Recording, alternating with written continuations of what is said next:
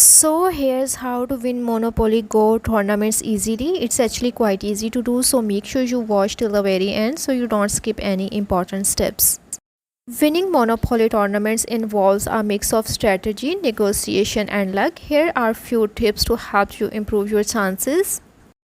Make sure you thoroughly understand the rules, strategies and various strategies that experienced players use.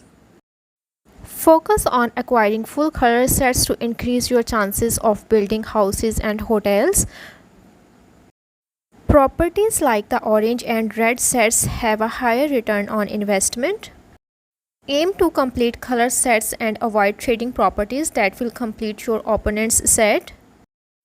Build houses and hotels on your properties as soon as possible to maximize rent. Concentrate on single color sets to prevent opponents from building houses easily. If you can't or don't want to buy a property, let it go to auction. You might get it a lower price or an opponent might overpay for it. Pay attention to your opponent's resources and plans. Adjust your strategy accordingly to prevent them from getting your upper hand. Remember that luck plays a role, so be prepared for unexpected outcomes. Good timings in acquiring properties and making deals can make a difference.